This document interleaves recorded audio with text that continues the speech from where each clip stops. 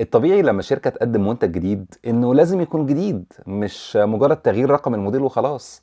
فده احدث لابتوب من مايكروسوفت وهو جهاز السيرفس برو 9. اما ده فموديل السنة اللي فاتت وهو جهاز السيرفس برو 8. فهل في اختلاف فعلا ما بينهم، ولا مايكروسوفت ما كانش عندها حاجة جديدة تقدمها السنة دي فقامت مغيرة بس اللون؟ وهل ما زالت اجهزة السيرفس برو عامة عملية وتستاهل الواحد يشتريها ولا لا؟ ده اللي هنعرفه مع بعض في الفيديو ده، فيلا بينا. اللي متابع معايا في القناه هنا عارف قد ايه انا بحب وبحترم اجهزه مايكروسوفت، سواء كان السيرفس برو او السيرفس لابتوب ستوديو، واللي عملت مقارنه ما بينهم قبل كده في فيديو على القناه هنا. وقد ايه انا شايف الاجهزه دي فعلا عمليه وبتدي لك جوده ومتانه ومرونه عاليه جدا في الاستخدام. فجهاز السيرفس برو بالذات في نظري هو واحد من احلى اجهزه الاتنين في واحد اللي موجودين دلوقتي في السوق. وده بسبب وجود الكيك ستاند البلت ان الرائع ده، واللي بيتفتح لغايه 165 درجه تقريبا، وبقدر اثبته على اي زاويه انا عايزها، فمديلي حريه عاليه جدا في الاستخدام. لكن اللي حصل من مايكروسوفت السنه دي بصراحه محبط جدا، لان الجهاز ده تقريبا هو الجهاز ده مع شويه اختلافات بسيطه خالص هنتكلم فيها مع بعض خلال الفيديو. فزي ما انت شايف الجهازين نفس المقاس بالظبط ونفس الوزن، وكمان بيشتغل عليهم نفس الاكسسوارات بتاعت مايكروسوفت. فالسيجنتشر كيبورد والسلام بين 2 بتاع موديل السنه اللي فاتت مثلا بيشتغلوا ويركبوا عادي خالص على موديل السنه دي. لكن برضو الاتنين دول مش بيجوا مع الجهاز وبتحتاج تشتريهم لوحدهم، فده هيضيف على ثمن الجهاز حوالي 280 دولار اضافيه للقلم والكيبورد مع بعض. وبالمناسبه فكل الاسعار اللي هذكرها في الفيديو ده هي اسعار مايكروسوفت الرسميه من موقع مايكروسوفت وقت تسجيل الفيديو، واللي ممكن تكون بتختلف من بلد للتانيه، بالاضافه طبعا للضرايب والجمارك والشحن والكلام ده كله. ويمكن الحاجه اللي اتحسنت شويه في الاصدار ده هي سهوله فك مكان الهارد ديسك، عشان لو عايز تزود مساحته. فبدل ما كنت بتحتاج سن رفيع او دبوس تفتح بيه المكان ده، دلوقتي بقى مجرد الضغط بيفتح الباب بتاع الهارد ديسك الاس اس دي، اللي مش هتلاقيه بسهوله قوي في السوق، ولو لقيته فهو سعره غالي شويه. فالهارد الواحد تيرا بايت سعره حوالي 190 دولار، فحاول تختار كويس المساحه اللي انت محتاجها وانت بتشتري، لان المساحه دي مش سهل ان انت تعملها ابجريد بعد كده، وهو بيتباع بمساحه بتبدا من 128 جيجا لغايه 1 تيرا بايت. نرجع للشكل الخارجي للجهاز، واللي مازال بيجي بشاشه 13 بوصه وبنسبه 3 ل 2. وانا بصراحه مبسوط قوي بالنسبه ديت، والمريحه جدا لو هتستخدم الجهاز كلابتوب او لو هتستخدمه كتابلت. وبمقارنه الشكل الخارجي للسيرفس برو 9 مع السيرفس برو 8، هتلاقي ان تقريبا الاثنين نسخه من بعض، غير في شويه اختلافات بسيطه زي مثلا انهم نقلوا مكان زرار الباور والفوليوم من الجنب لفوق. وهتلاحظ كمان ان مخارج اليو اس بي جابوها من اليمين للشمال، وما زال نفس العدد القليل جدا الصراحه، لان اتنين بس ده مش بيكفي خالص. لكن الحلو ان هما زي الاصدار اللي فات ما زالوا يو اس بي تايب سي ثاندربولت 4، واللي بيدي لك سرعه عاليه جدا في نقل البيانات، بالاضافه انك ممكن تشحن الجهاز من اليو اس بي نفسه. لكن خلي بالك الكلام ده في نسخه الانتل، مش في نسخه ال 5 جي، اللي فيها اتنين برضو يو اس بي تايب سي لكن 3.2 عاديين. يعني ايه نسخه الانتل ونسخه ال 5 جي؟ هو مش كله زي بعضه؟ لا، السنه دي مايكروسوفت عامله اصدارين، عامله اصدار انتل واصدار 5 جي. فايه الفروقات ما بينهم؟ دي اللي هنتكلم عليها خلال الفيديو، فخلي بالك وركز معايا لغايه الاخر عشان لما تيجي تختار صح وما تتدبسش في النسخه الغلط. وبمناسبه الشحن وكده، فهو ما زال نفس الشاحن المعروف بتاع مايكروسوفت، لكن رفعوه لفوق بس شويه، ونفس الباور ادابتور ال 65 واط اللي بيجي مع السيرفس برو 8. لكن التغيير الرئيسي بقى في الشكل الخارجي هو تغيير للأسوأ، وهم انهم شالوا مخرج الاي او اكس بتاع السماعات. فبعد ما كنت بقول ان دي ميزه بتمتاز بيها مايكروسوفت عن ابل وسامسونج، للاسف قلدتهم في الحاجه الوحشه. فمايكروسوفت اخدت مننا كابل الاي او اكس من غير ما تدينا اي حاجه في المقابل تشفع لها عن كده. الجديد بقى في الجهاز ده السنه دي انه زي ما كنت بقول لك من شويه، ما بقاش موديل واحد تختار المواصفات بتاعته وخلاص، لكن لاول مره مايكروسوفت تنزل الجهاز باصدار ال 5 جي، وده مش بمعالج انتل لكن بمعالج اسمه اس كيو 3.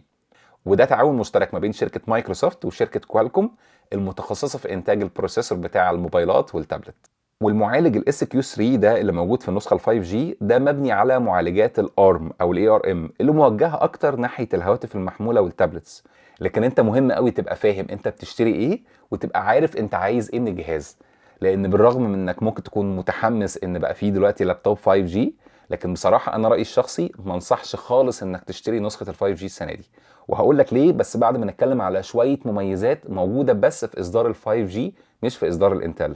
فاول ميزه طبعا وهي ان ده اول جهاز من مايكروسوفت موجه للمستخدم العادي يكون بيدعم شريحه، فتقدر تدخل على الانترنت من اي مكان بدون الحاجه الواي فاي.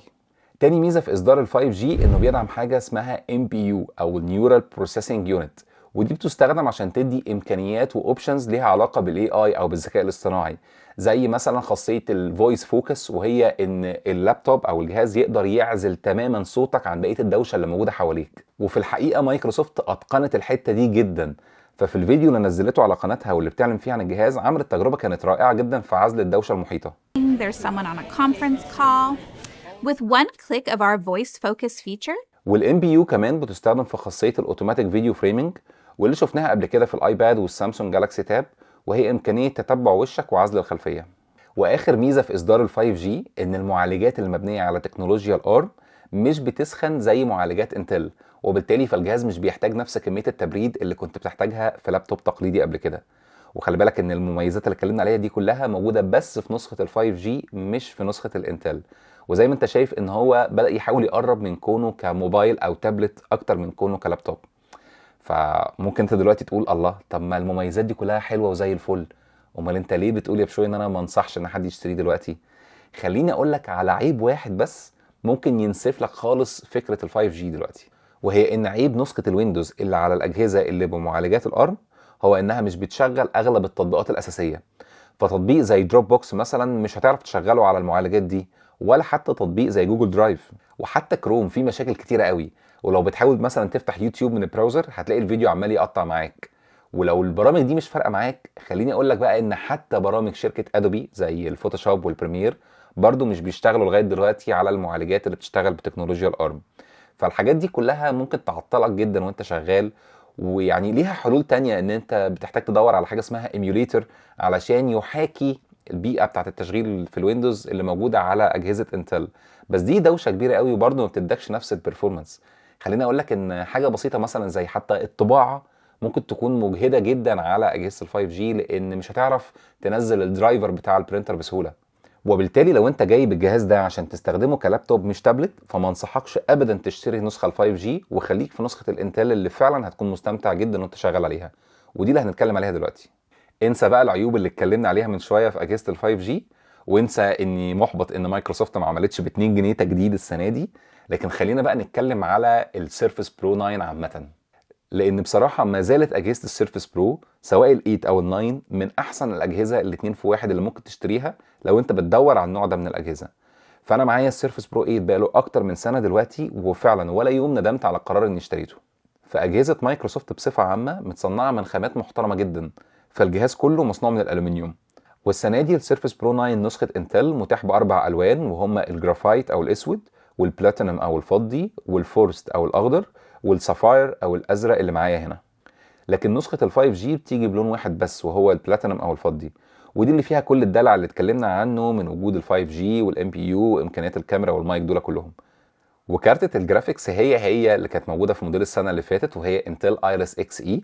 وانا شايف الكارتة دي كارتة كويسه بالنسبه للاستخدام العادي. فانا مثلا شخصيا بعمل مونتاج على الجهاز وبشغل البرامج الهندسيه بتاعتي، والجهاز شغال معايا زي الفل ومفيش مشكله خالص.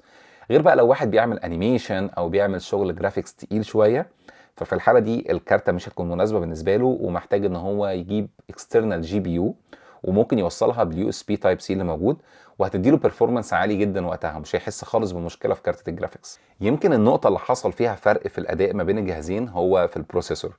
فالبروسيسور اللي موجوده في السيرفس برو 9 هي انتل من الجيل ال 12، لكن اللي موجوده في السيرفس برو 8 هي انتل من الجيل ال 11. ويمكن فرق الجيل ده ما كانش فارق معايا قوي في الاداء. وكمان الرامات واحده في الجهازين، فالاتنين كان الرامات بتاعتهم بتبدا من 8 جيجا لاصدار الاي 5 لغايه 32 جيجا في اصدار الاي 7. والكاميرا في الاصدار ده هي الاصدار اللي فات، فمن ورا الكاميرا الخلفيه ما زالت 10 ميجا بكسل بتصور فيديو اب تو 4K. ومن قدام في الكاميرا اللي بتدعم الدخول ببصمه الوش عن طريق ويندوز هالو، واللي بصراحه ما خيبش معايا خالص، بالاضافه للكاميرا الاماميه واللي انت شايفها دلوقتي. وانا شايف الكواليتي بتاعتها يعني كويسه جدا بالنسبه للاونلاين ميتينجز. والبطاريه تجربتي معاها انها كانت بتوصل لغايه 6 او 7 ساعات في الاستخدام المكتبي او استخدام الانترنت العادي، وده معدل حلو جدا على لابتوب ببروسيسور انتل وبالحجم الصغير ده. وبالاضافه للشاشه اللي بتقنيه البيكسل سنس الخاصه بمايكروسوفت، واللي بتدي نقاء الوان عالي جدا، وبتردد شاشه ادابتيف بيوصل ل 120 هرتز. يعني تقدر تخلي الجهاز هو اللي يحدد تردد الشاشه بناء على اللي بيتعرض عشان يوازن ما بين اكتر توفير للطاقة وافضل جودة للصورة. ده طبعا بالاضافة للكيبورد الرائعة اللي اسمها سيجنتشر كيبورد، واللي لما بتوصلها بالجهاز بتعمل زاوية ميل بسيطة كده بتخلي تجربة الكتابة عليها مريحة، بالاضافة ان المسافة كمان ما بين الزراير مريحة جدا في الكتابة. يمكن العيب الوحيد في الكيبورد دي هو ان مساحة التاتش باد صغيرة شوية، لكن انت تقدر تستغنى تماما عن الماوس الخارجية مع الجهاز ده، لان التاتش باد بتدعم المالتي تاتشنج لغاية 4 صوابع مع بعض، وتقدر تتحكم في امكانيات كتيرة باستخدام حركة الصوابع على التاتش باد ديت. وكمان لو حابب تستخدم الجهاز ده كتابلت فتقدر تلف الكيبورد لورا بسهولة، او تقدر تقلبها حتى عشان تستخدم التابلت بالزاوية اللي حاببها، واللي بتسهل لك جدا الكتابة والرسم على الشاشة. وطالما اتكلمنا عن الكتابة والرسم فلازم طبعا ندي القلم ده حقه، واللي اسمه سلام بين 2، وده في الحقيقة استجابته عالية جدا على الشاشة وبدرجة حساسية عالية جدا، وفي فايبريشن خفيف كده لما تكتب بيه عشان يحاكي احساس الكتابة بقلم حقيقي. القلم ده فيه زرارين، واحد في الجنب تقدر تستخدمه عشان تعمل سيلكشن اثناء الكتابة او اثناء الرسم، والتاني من فوق وممكن تخصص استخدامه براحتك، فدوسة واحدة ممكن تعمل حاجة، دوستين حاجة تانية، دوسة طويلة حاجة تالتة. بالاضافة للنقطة اللي بحبها قوي وهي امكانية استخدام الجزء العلوي ده كإريزر تمسح بيه اللي انت مش عايزه، وانا شايف الاستخدام ده مور ناتشرال او طبيعي اكتر من قلم الايباد اللي لازم تخبط عليه خبطتين عشان تمسح بيه. بالمناسبة كمان القلم ده بيتشحن من الكيبورد نفسها وبيتشال جوه المكان العبقري ده عشان تضمن انه على طول معاك ومش هيضيع بسهولة. يمكن بس العيب الوحيد اللي اقدر اقوله هنا هو ان الكتابة على الشاشة بتدي لك احساس الكتابة على الازاز شوية، فده كان احساس مش مريح قوي بالنسبة لي، بس انا لقيت على الانترنت سكرين بتتلزق على الشاشة عشان تدي احساس مشابه اكتر للكتابة على الورق العادي. وبالنسبة لسعر الجهاز فزي ما وضحت في الاول بالنسبة للكيبورد والقلم فدول مش بيجوا مع الجهاز، وبتحتاج تشتريهم منفصلين بسعر حوالي $280، فده رقم يضاف للسعر الاصلي بتاع اللابتوب اللي هو غالي شوية، لان الجهاز ده سعره بيبدأ من $1000 للبروسيسور الاي 5 رامات 8 جيجا ومساحة تخزين 128 جيجا بايت اس اس دي، لغاية $2600 في البروسيسور الانتل اي 7 برامات 32 جيجا ومساحة تخزين 1 تيرا بايت اس اس دي، فطبعا ده جهاز يعتبر مش رخيص. طيب رأيي الأخير، جهاز السيرفس برو 9 أو أجهزة السيرفس برو عامة من أحلى أجهزة الاتنين في واحد اللي موجودة دلوقتي في السوق، بس قبل ما تفكر تشتري الجهاز ده خلي بالك من نقطتين مهمين. النقطة الأولانية إن تواجد شركة مايكروسوفت في الشرق الأوسط مش زي تواجدها في أوروبا وأمريكا، وأنا عشان عندي هنا على القناة ناس بتتفرج من كذا مكان، فأنا لما باجي بعرض أي جهاز بعرضه كمواصفات وإمكانيات، ومش بيبقى فارق معايا قوي حتة التواجد في البلد اللي أنت فيها. أنا ليه بقول الكلام ده؟ عشان في ناس كتيرة قوي بتهتم ان هي قبل ما تشتري جهاز يكون في وكيل معتمد للشركة دي في بلدها، وانا متفق معاهم في الرأي ده جدا. فمهم قوي قبل ما تفكر تحط انفستمنت او استثمار في جهاز من مايكروسوفت اتأكد ان في البلد اللي انت فيها في وكيل معتمد لشركة مايكروسوفت عشان خدمة ما بعد البيع والصيانة والكلام ده كله. تاني حاجة، ده مش جهاز جيمنج ولا جهاز للناس اللي بتعمل شغل جرافيكس عالي، في حين ان تجربتي الشخصيه معاه الجهاز ده انا بعمل عليه مونتاج وبشتغل عليه برامج الهندسيه بتاعتي وشغال معايا زي الفل.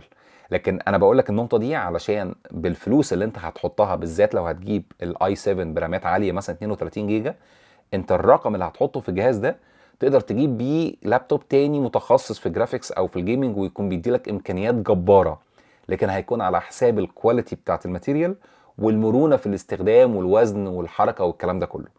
فانت محتاج تشوف انت محتاج ايه من الجهاز وتفكر كويس قبل ما تحط الفلوس اللي انت هتدفعها. ولو انت عجبك اصدار ال 5G بسبب امكانيات الاي اي والمميزات اللي موجوده فيه، فانا رايي ما تشتريش الاصدار بتاع السنه دي واستنى السنه الجايه لغايه ما نشوف هل هيكونوا حلوا مشكله البرامج على معالجات الارم ولا لا. اما بقى لو انت عجبك الاصدار بتاع الانتل فانا رايي ممكن تدور على حاجه زي السيرفس برو 8 بدل السيرفس برو 9، لان الجهازين تقريبا كوبي من بعض، الفرق ما بينهم ان هم غيروا البروسيسور بالجيل اللي بعده وغيروا شويه الوان جديده.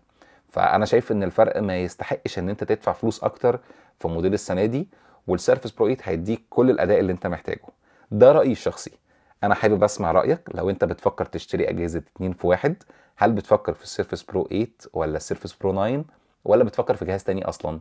اكتب لي رايك في التعليقات وخلينا نتناقش مع بعض. اشوفك في الفيديو اللي جاي. سلام.